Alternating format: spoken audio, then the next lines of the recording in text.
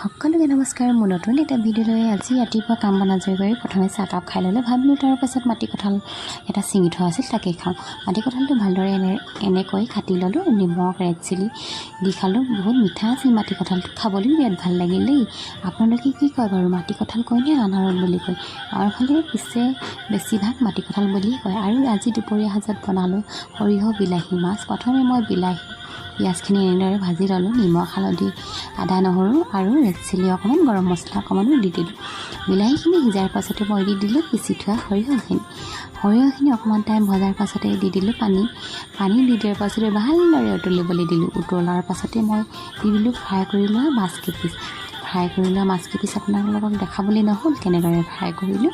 আৰু এয়া হৈয়ে গ'ল মোৰ অকণমান টাইম পাছত। আৰু মোৰ ভিডিঅ'বোৰ চাই নাই আপোনালোকে? যদি মোৰ ভিডিঅ'বোৰ চাই ভাল পায় লাইক কমেণ্ট কৰিব আকৌ সকলো, আৰু মোৰ চেনেলটো ছাবস্ক্ৰাইব কৰি দিব। আজিলৈ